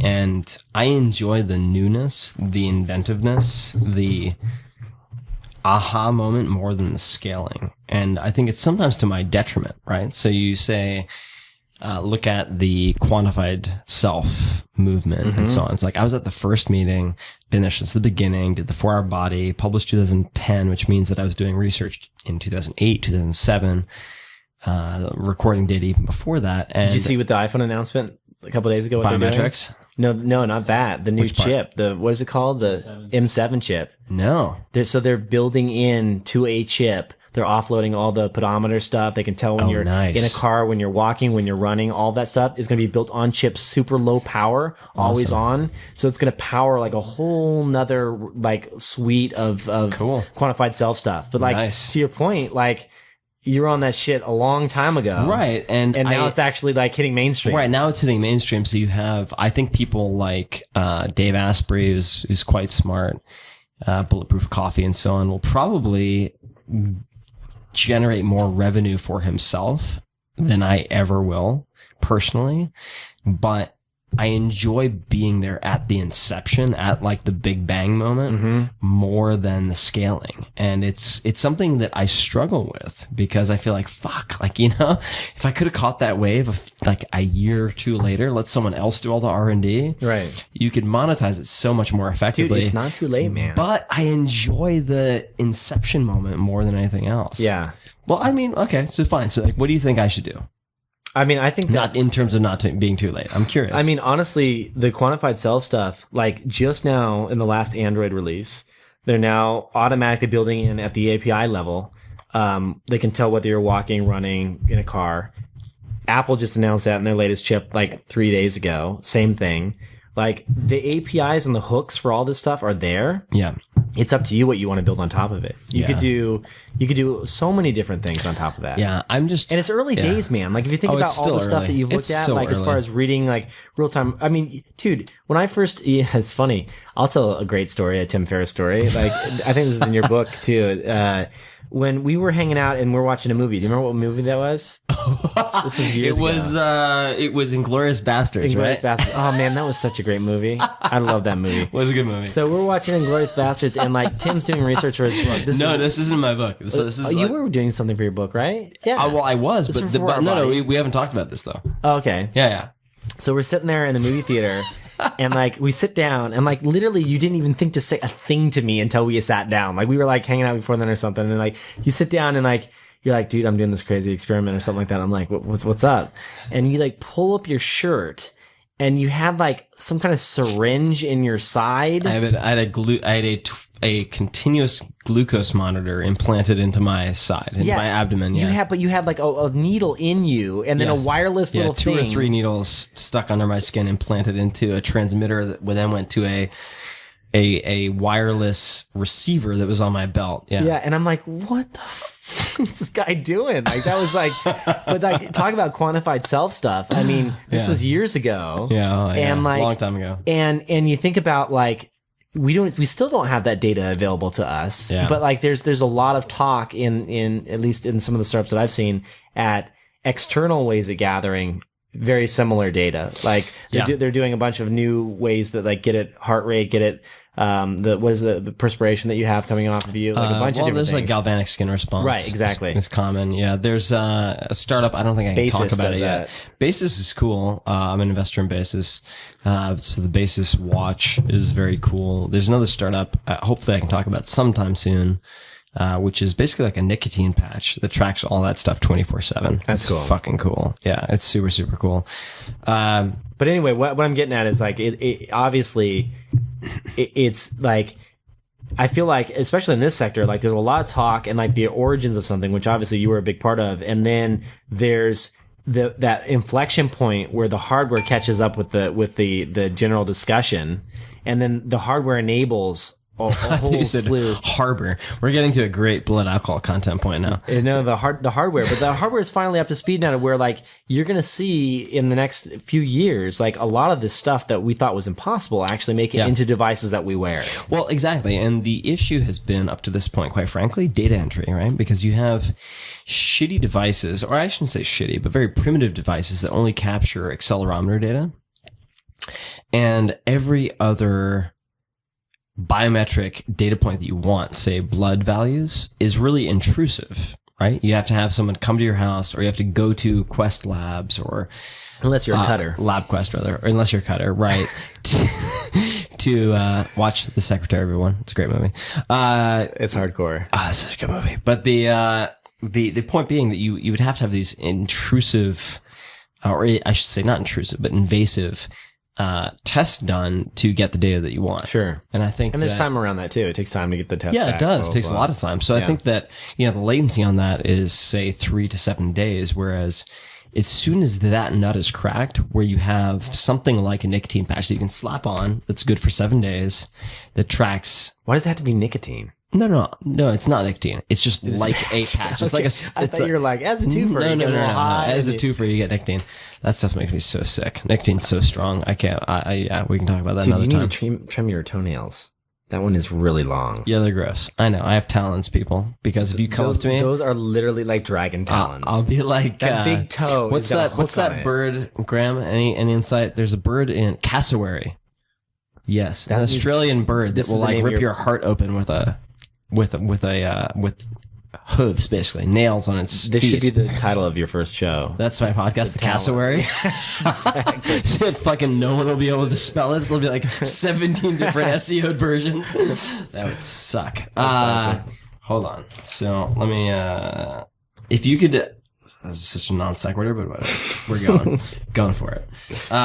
You were a colored jelly bean. What color would it be? Suck my balls. Wow. Not literally. Figuratively, I want you to suck my balls. If you could outsource one of your daily tasks, what would it be and why? Because you have no fucking excuse, right? I mean, you're doing well. You can pay whatever for whatever.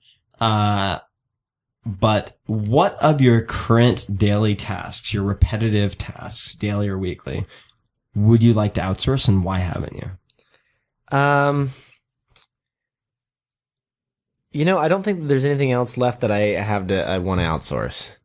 Okay. I think I'm actually pretty set. Okay. So what do you bitch about that you don't want to outsource? How's your wine, by the way? It's great. I'm still working on it. I'm good. All right. I'm like at 3. Right. So I think that I don't know that I. Graham, how you doing? You good? I think that if anything, I complain that I don't have time to focus on some of the things I'd really like to get behind. Like, I want to learn how to garden properly. I know this sounds lame, but No, are you kidding me? That sounds amazing. What type of gardening? well, I mean, I've got a vegetable garden right now. We both know Dr. Wow. You remember his garden? Oh, Dr. Holy Wow. shit. Dr. Wow is my freaking idol, man. Dude, that guy's garden is amazing. So we were lucky enough to go up to Dr. Andrew Weil. If you probably know him as the dude with the big white beard on all the Whole Food stores shelves. MD that looks like Santa Claus. He looks like Santa Claus. He's amazing. We got lucky to go to his house up in Canada, and like freaking the dude is like the master. He had an amazing garden. Yeah. So anyway, yeah, I would like to learn more about that. I mean, I think that like right now it's I have someone help out that comes by and like basically helps with the garden. And I understand the basics, but I need to understand like, I want to get to the level of like understanding the soil composition and a bunch of other things. And like, I just don't have the time to do it. I wish I did. So I think there's a bunch of little hobbies. I think that you're getting that with the meditation and with the garden. Like there's probably, a handful of things. I'd like to work in fast food again. Elaborate, please. I have this really Reality camp? We talked about reality camp. I have this really weird thing where I want to go and work in like fast food again. We talked about this. Yeah, Reality camp. until someone comes up and is like, Kevin, and then I'm gonna run out. Like We're at Chipotle line. Extra guacamole is $1.50, sir.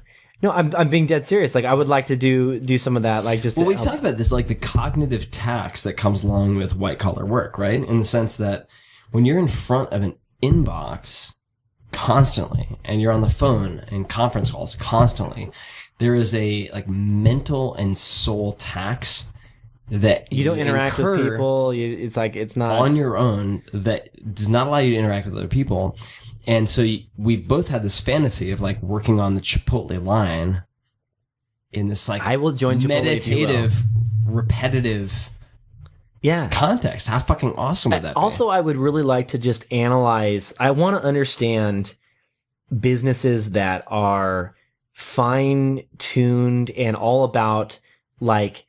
One of the things I respect about these businesses, I don't necessarily, Chipotle is decent in that I hear their ingredients are pretty good, but like McDonald's, a place that I would never ever really want to work at, but I kind of do. And the reason I want to go work there is because I want to understand what processes they put in place to get the efficiencies that they do. Yeah. And like, I really would like to like, you gotta imagine that you're dealing with like 16 to 18-year-old kids as a majority of your workforce. These are like the most unruly, crazy, spit in your hamburger type of like how do you manage that? Yeah. Like that's gotta be the hardest segment of people to manage. Like, I know when I was 16 to 18, like I was doing all kinds of crazy, stupid stuff. And so like, I would imagine that they have systems in place. My burgers when you were 16. No, I know you wouldn't. You still wouldn't today. But like, I would imagine that like when you look at like what they have in place, everything from like the ways that they monitor their employees to the system they have set up to like, here are the 3 things you have to do to make this burger. Here are the 7 things you have to do to make this burger. Like, I just want to understand that process so I can figure out how someone would successfully franchise and scale a business like that. Yeah. I'm just curious. Yeah. And I also think it would be, there's something about like actually serving people. Like, I think that's like a cool thing to do. Like, I wouldn't mind. Yeah, I would like to, and I'd like to talk to you about this. I wouldn't mind like donating some of my time. I actually want to, join the Boy Scouts again and help out, because I was an Eagle Scout and I was in Scouts all growing up. And I feel that like I really miss one of the things that my dad did, when he was alive is that when I was a little kid, he was a mentor to a lot of other kids in our troop. And I think that it was really important and he enjoyed it because, you have to understand that the Boy Scouts, even though there is one of the things that nobody ever really talks about is that, at least in Las Vegas, was that there was a lot of kids that were dropped off by their moms who didn't have father figures. And they were like, this is the only way they're going to get like a father figure in their life. And there were a lot of boys there that just like never knew their dads. And like my dad was like a second dad. And like at my dad's funeral, there was like, a couple of people, well, one in particular that was a good longtime friend of my dad's that now is in his, late 30s. That was like, a scout that my dad kind of mentored because, he considered him like a second father. And so, that's awesome. I would like to figure out like a way to like get back and involved in that and you know, actually do something outside of the computer and just help some people out. Dude, I'll do that with you. That'd be fun, amazing. wouldn't it? I saw a poster today. I went to a meditation class, my check-in, like Alcoholics Anonymous. Yeah, exactly. Kevin's doing a jerk-off motion with his left hand. I did not. Well, I'm left-handed, but I was asking for more wine. The universal more wine jerk-off gesture. So I went to a meditation session, i.e., as Kevin would have it, if it were up to him, a masturbation session. And there was a poster for the Girl Scouts, so no more masturbation references, please, which said, and I was really actually inspired by this today. It was a picture of this chick fuck you guys. Chick is fine. It was a picture of this like badass chick doing taekwondo and doing like a high kick, and it said, Cleopatra ruled Egypt when she was 18 years old. What are you doing? Oh, damn. And that's strong. Yeah. And it was a Girl Scouts poster. And I was like, fuck, that is a good poster. Now I feel like a lazy asshole. I need to go do something. But it was very inspiring. And, I feel like that's a place where you could have a huge amount of impact. Certainly. And, for me, you know, I always thought I was going to be a ninth or 10th grade teacher because I felt like that was a really critical time for me where I was deciding where my life was going to go, and I had a lot of bad influences to choose from and a lot of good influences to choose from. Actually, 9th grade, man, is so key. That's the one. So key. And so I thought I was always going to go back and teach 9th and 10th grade or one of the two. You'd be an awesome teacher, by the way. You should do it. I would enjoy it. You know, I always thought I was going to, and it just turned out that the books and the blog and this and blah, blah, blah, everything came up as a vehicle for teaching. So here's one thing I just want to throw out there real quick. There's a lot of people talking about this unschooled movement. Yeah. Where it's like open source school, like where like the kids can pick like the different classes and their own kind of like at their own leisure. Have you considered doing like, you could put out episodes that are like some courseware and a class online that like, you know, that would, as long as you adhere to like some of the unschooled stuff, like you could basically create your own class for the same age group. I'd be open to doing that. Graham, I'd be curious to get your thoughts on this. Kevin too, but I feel like the figures that had, and again, speaking as a male, so this may be unique to men or to me, but many of the people who had the biggest impact on me were males who were just like, here's the fucking way it is. And like, this is the program we're going to follow, whether that was wrestling coaches or teachers in specific subjects who gave me structure that I lacked. Right. So you needed a little bit more discipline. You needed a little bit more. I think that in order to be a good leader, you have to learn how to be a good follower first.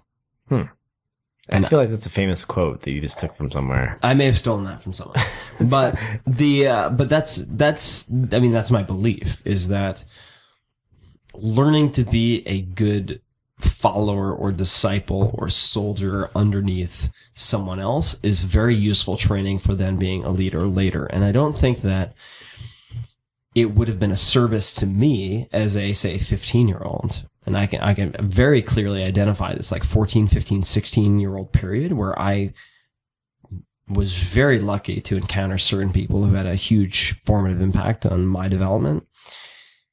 In that period, I feel like I needed good guidance. I needed good leaders. I didn't need, nor would I have, in retrospect, wanted someone to say, you decide what you want to do. I don't know. Maybe that's me being naive, but I really feel like at that point in time, I need someone to show me how to follow a good structure as opposed to invent my own.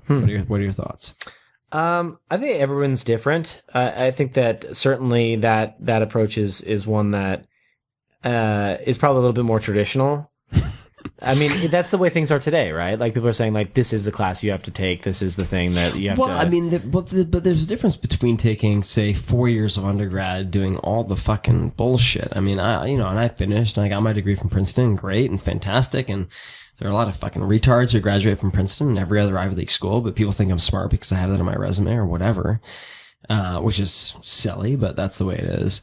I think there's that, which is 4 years, versus having a good like Obi-Wan Kenobi. And I do think it's hard to go from like being born to being your own Obi-Wan Kenobi as opposed to having someone in between who really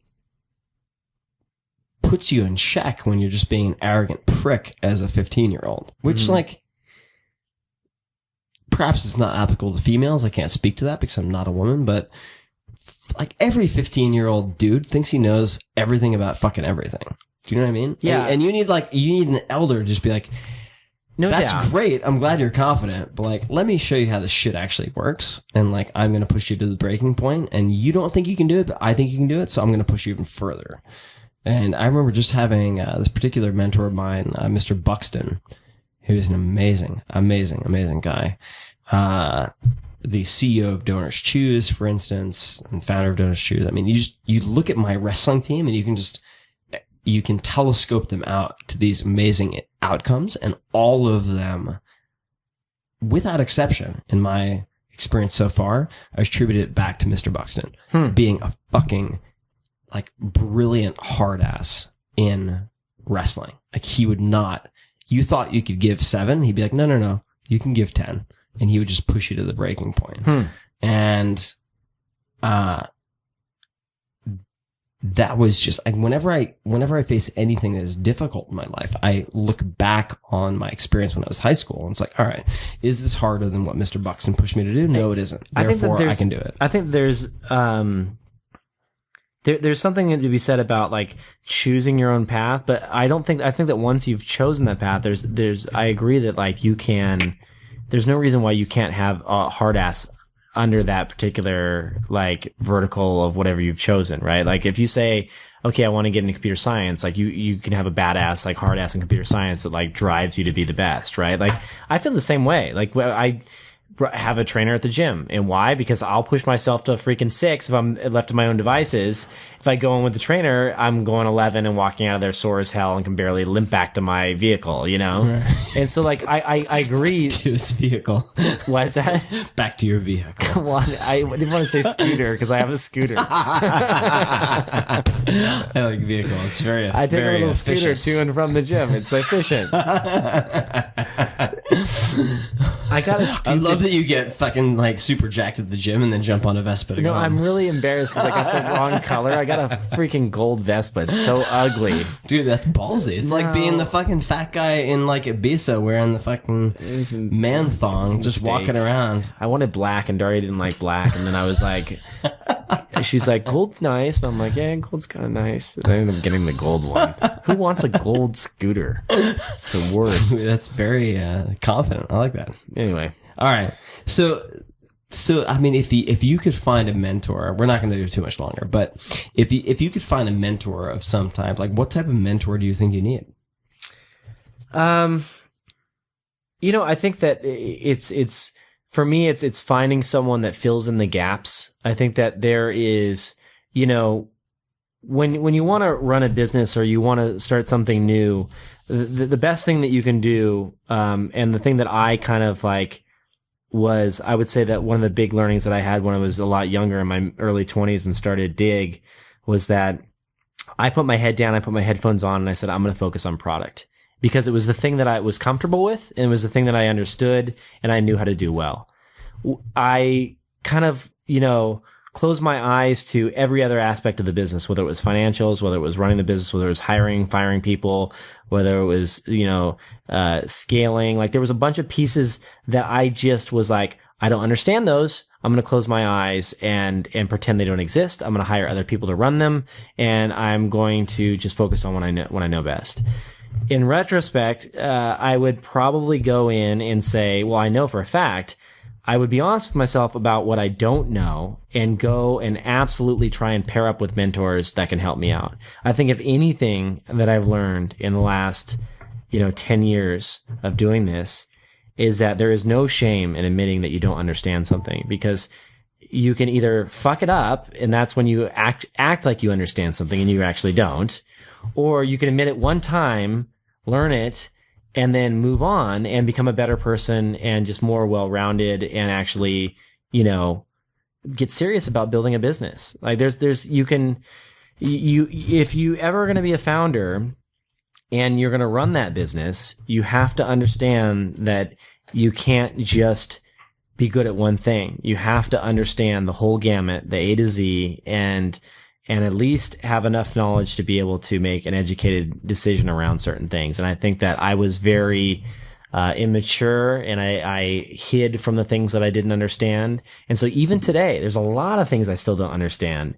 When it comes to finance, like, what are you worst at right now? I mean, what if you could conjure the perfect mentor from the ether? Like, what are the things that you would want to most improve upon? I think that for me currently, I am decent at reading legal documents, but I'm by no means a pro. And so like there's a lot of little weird things that attorneys like to throw on these little curveballs and weird things into financing documents that as a VC you have to go through and pour through and like look at certain terms and understanding how they might impact the company. And like even today there was a term that I had never seen in a document. I thought it meant one thing and it actually meant something else. And our attorney like IM'd me and she's like, do you actually realize that this means this and not this? And I was like, oh shit, I didn't know that. Thank you. Like that was awesome. Like I had no idea it really would impact us if we ever decide to do X, Y, and Z. And so,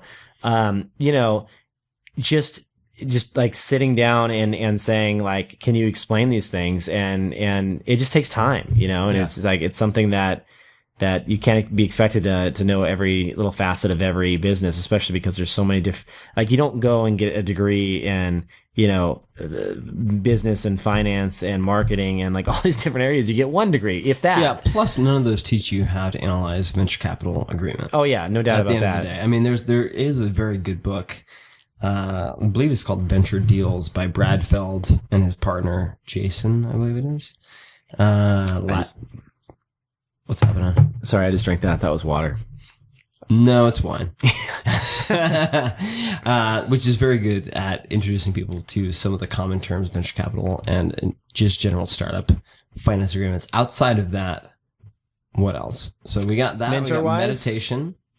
Mentor-wise. Yeah, I mean, the meditation, the gardening. The other thing I will say is it's really good to have an outlet to just vent. And that can be with your spouse. That can be with, it's funny. It's like, it's trying to, I mean, we're getting really deep here. Do you want to keep going? Let's do it. I mean, it's one of those things where I think that you're like this too, dude.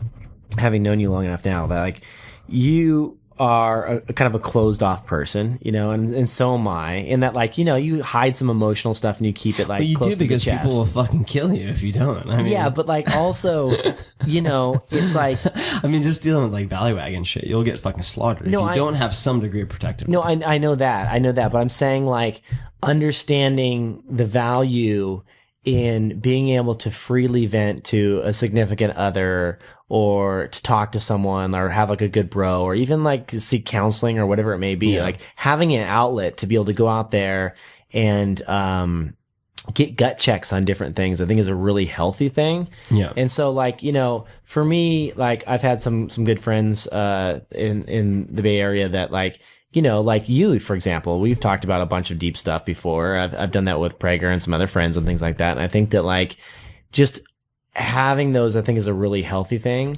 And so like those act as mentors in a way. You know what I mean? Like I think that like your close friends like that can act as mentors. So here's a question for you. So I've recently, this is nothing I've talked about before, but went to a therapist for the first time, maybe 2 or 3 months ago. And I found it extremely helpful to speak with someone who is completely non-biased. And I viewed it as a bit of a cop-out in the beginning because I felt like it was an admission of weakness to go to a therapist. And it absolutely is. For the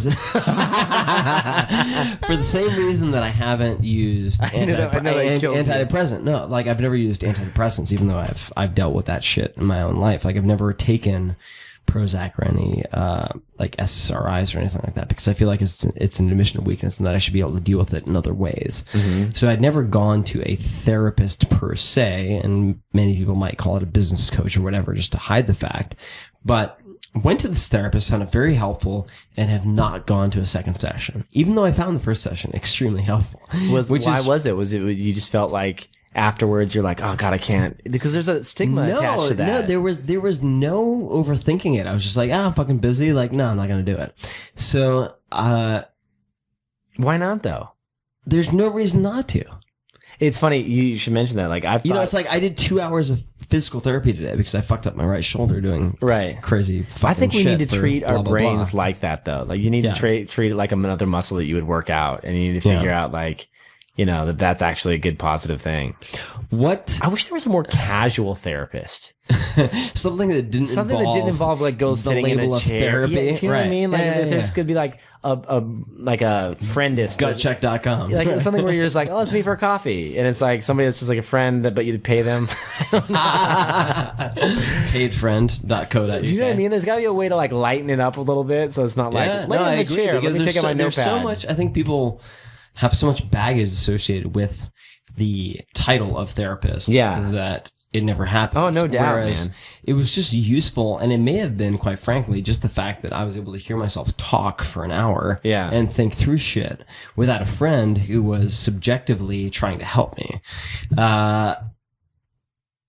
Let's see. So, what advice would you give to your like 20 or 25-year-old self, given everything that you've gone through and everything you've learned? 20 or 25-year-old self, I would say 25. I'd say drink a little bit less. That's a good question, actually. I haven't thought about. I mean, I think a lot of the things that we talked about today about like surrounding yourself with mentors and understanding to confront the things that you don't understand rather than hide from them. I think that I would say that if it's from a straight business point of view, I would say that you can do more with less. Mm-hmm. I think that like there's this temptation when you start seeing some success to like throw bodies and servers and more people at the problem, when in reality it's like just making sure that you have the right people in the right roles. I think they have this rule at Google. It's called, I'm going to screw this up, but you get the gist, that it's like the 10X rule. And like the right person in the right role can do the work of 10 people in the wrong role. And so like they've got this thing where, you know, if they can find that person for that right role, you'll get 10X the performance. And I totally believe that's true. I think that's, so that, you know, there's a reason why Instagram grew to, you know, I don't know when they sold, it was 50 plus million people or something like that using their product with 10 people. Yeah, you know, it's like Kevin's a smart boy. It's what's that? Yeah, Kevin Systrom. Yeah, he's a smart dude. But you know, he was good like that. The whole team did really well, obviously. So, all right. Last question, because I want to be sensitive to obviously everyone's time. You guys listening, the fine Kevin Rose III, Esquire, involved with this interview. Last question. I am the third, actually. Are you really? Yeah, but not Kevin. Robert Rose. My first name. Yeah. Well, I got that right. That's funny. Who do you think I should interview on this podcast in the future? Any nominations? I've had a lot of people say Dana White of the UFC.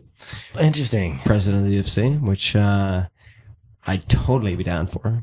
Obviously, big UFC fan. I think that like the thing that would be fun is if you just, I mean, you got to get outside of tech. I mean, obviously there's a lot of tech people, but in the Bay Area. But I think that the thing that I would love to hear about is if you, because you travel the world so much, you're like always all over the place in weird, crazy countries. Yeah. You need to bring some of that culture to the show. And I think like, even if you could like, if you did something where you splice together a bunch of different interviews to fill out like a half hour, 45 minutes. Like if you were in freaking the Philippines and you are in Thailand and you met some phenomenal freaking like chef making amazing noodles and you're like, did a 5-minute like on the street interview about like what drives them, what they use in their ingredients, like what they love about their life. Like I think like just like you see so much interesting stuff like that I would love to get a little taste of that. Yeah. That'd be cool. You know, it's like, fun.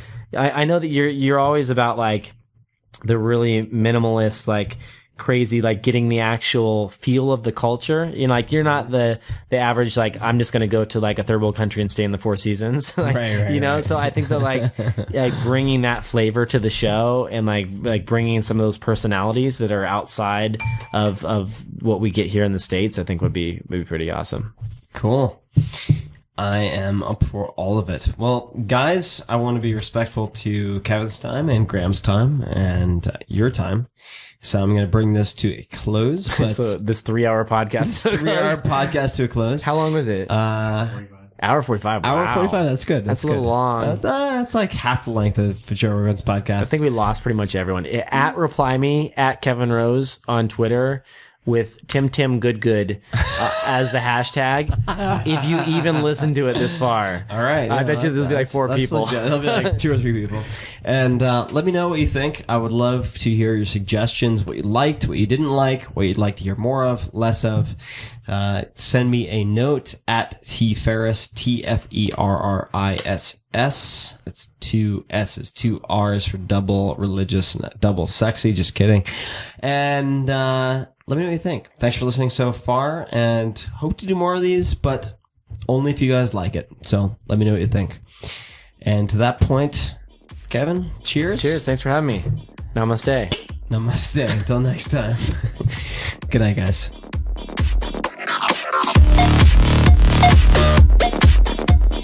If you want more of The Tim Ferriss Show, you can subscribe to the podcast on iTunes or go to 4hourblog.com, FOURHOURBLOG.com, where you'll find an award-winning blog, tons of audio and video interview stories with people like Warren Buffett and Mike Shinoda from Linkin Park, the books, plus much, much more. Follow Tim on Twitter. It's twitter.com/tferriss. That's TFERRISS. or on Facebook at facebook.com/Tim Ferriss. Until next time, thanks for listening.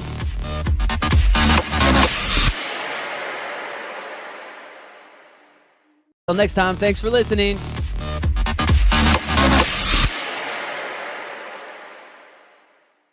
Your ability to not only conceptualize and come up with product ideas, which you do all the time, and then you just give them away or drop them or whatever. But you come up with like a different company idea that could work ostensibly, I think, every week, just about. And you're also extremely good at betting on the right horses. And of course, no investor is 100%. I mean, they can't bat 1,000, but what do you think makes you good at that? I mean, because I think many people would share that same opinion. You're good at guessing what's coming next or predicting what will pop or what will not pop.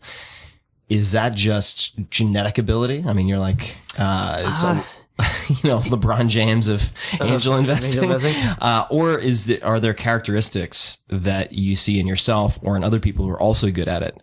That you can explain? That's a great question. I think that, for me, I can remember, analyzing people and trends all the way back in high school. The first time I remember it, I remember there was this one kid in my class that, he wore a fluorescent orange jumpsuit to school. It was like a garbage man, like what the garbage man would wear, Or an inmate. Yeah, or an inmate. Exactly. And so he was wearing that, and I remember everyone thought that was the coolest thing. Yeah. And everyone's like, oh, he's got that jumpsuit on and blah, blah. And like kids started going out and like literally buying these. You could buy them. They weren't made by Dickies, but a very similar brand. Yeah. And they sold them. Actually, I think that maybe they were made by Dickies, but they sold them at Kmart.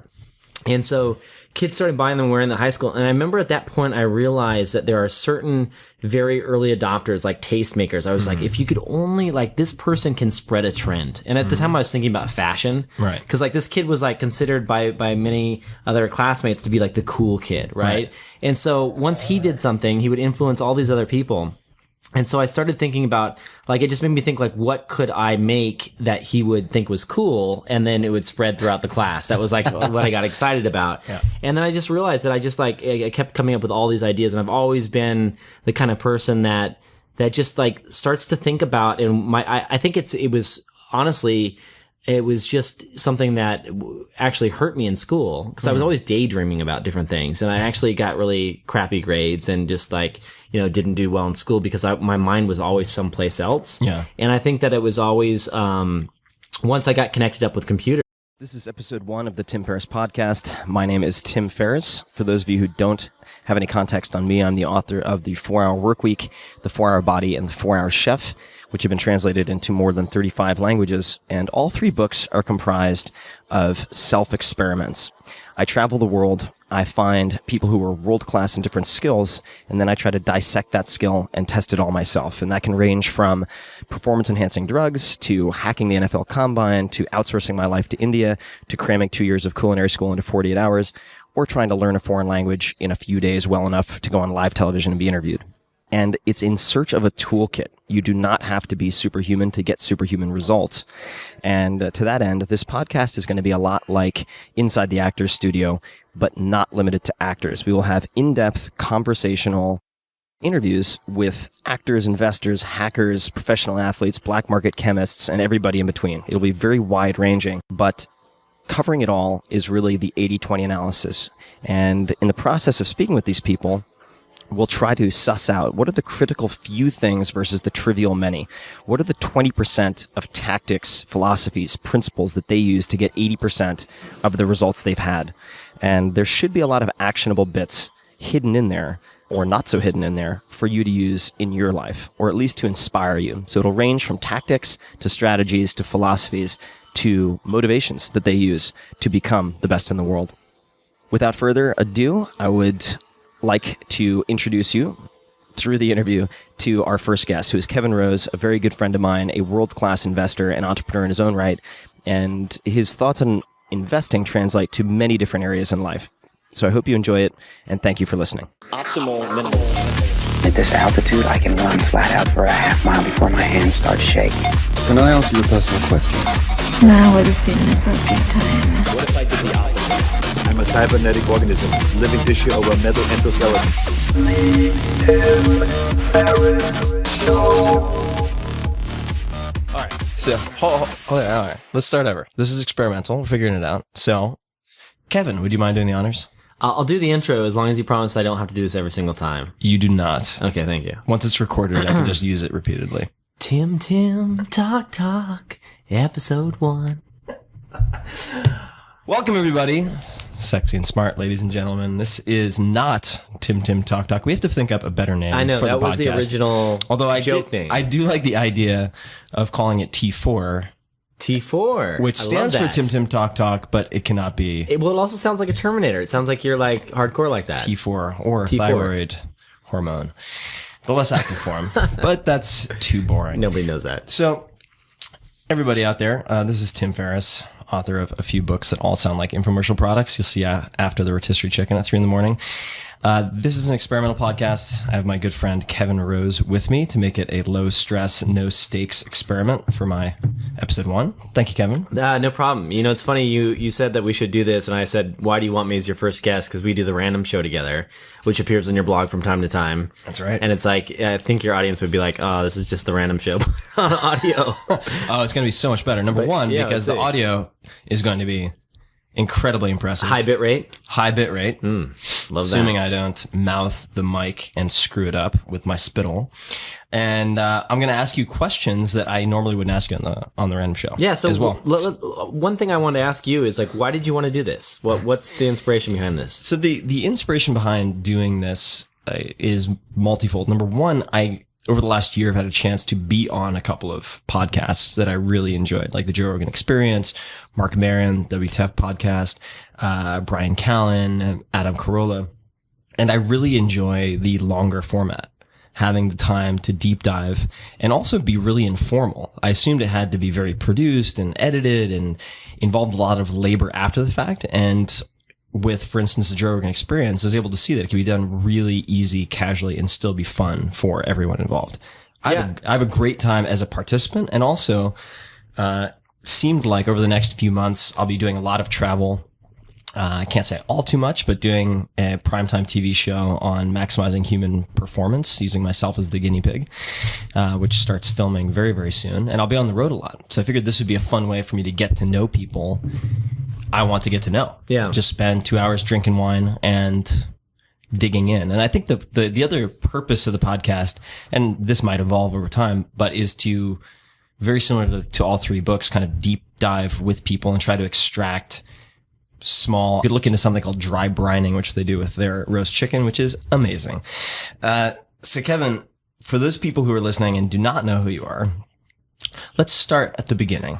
At the beginning. You know that phrase because you use it. I've been doing my little podcast. But why don't you tell people a little bit about your background, where you grew up, etc.? Sure. I grew up kind of a boring life in Las Vegas, of all places, which I don't like to admit to many people because it's a fun place to visit, but it's not really a place I consider home anymore. I do like going and hanging out with friends. Obviously, the occasional bender out in Vegas is always fun. But so I moved out to the Bay Area in 2000. And started working at .coms at the tail end of that in the tech space. Ended up working at Tech TV and starting there in 2002, late 2002. Kind of behind the scenes, eventually ended up doing segments on a show called The Screensaver. So I was actually on-air talent. And where was this? This was in San Francisco. Got it. And how did you end up in SF? I just moved out here working with, I was actually doing some marketing. I was doing ad buys and helping them track the conversions for Tech TV. No, for a little startup, a CMGI funded startup. It was an online furniture store. We thought we were going to make billions. But it turns out people don't like to pay the shipping for really heavy furniture on the internet. So kind of like kettlebells. Yeah, it didn't work out. Yeah, it was very heavy stuff. So ended up hosting a television show on the Screensavers. The name of the show was called The Screensavers on Tech TV, and then started my own first startup, which was called Dig, which is a social news site, and that grew that to a pretty decent size. Started a couple other companies. Ended up angel investing, sold a few companies, got acquired by Google. Long story short, had a big, long 7, 8, 9, 10-year run in the tech space, and then eventually ended up as a venture capitalist at Google Ventures. So I'm a VC there that is funding companies and helping find the next big thing. That was very efficient self-introduction. Thank you for that. No problem. Couple of questions. Well, actually, I should give some background, I suppose, or just my personal views on things, since that's, I guess, part of the podcast. I think you're one of the best product guys in Silicon Valley, meaning actionable bits that people can use. Yeah, it seemed to me like you're on the road so much and you're constantly bumping into, obviously, really interesting folks. It's just a shame that you're not capturing those conversations that you're having anyway. Yeah. And just put it out there for people to consume. Right, because I'll go to these dinners or have wine, and we'll get to that in a second, and learn so much. And I'm like, God, it's a shame there are only 2 people here, 3 people here, 4 people here. Nothing super confidential was said. I mean, it would be amazing to just offer people the opportunity to be a fly on the wall listening to some of the people I bump into who are far smarter than I am. So what are we drinking, Kevin? So we are having a bottle of wine from a friend of mine, Chris, who owns a little tiny wine bar in San Francisco. And when I mean tiny, I mean you can probably fit like 35 people in the entire place. It's a little hole in the wall down an alleyway. It's actually where I met my wife for our first date. I didn't know that. Yeah. It's called Hotel Biron, Biron. And if you're ever in San Francisco, go there, say hi to the owner. His name is Chris if he's there. And tell him that you heard this on Tim Talk Talk, and you will get a discount. No, I'm just kidding. But you probably could say that. He probably would give you a discount because he's a cool guy like that.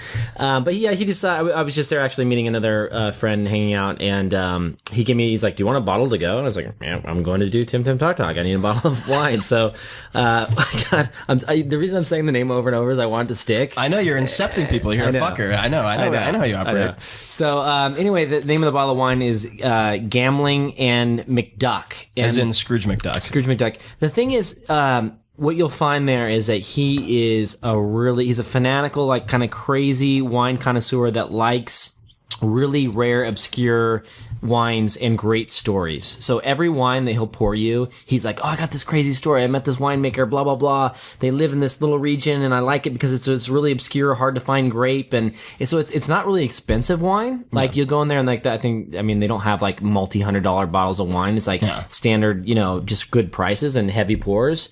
Anyway, he's a good dude. He's a good dude. That should be his tagline. Good prices, heavy pours. And also, for people who are, say, visiting San Francisco, it is right around the corner from a restaurant called Zuni Cafe. Awesome which place. is very, very well known. Judy Rogers, originally, I believe, out of Chez Panisse. They do incredible things with their food. And you could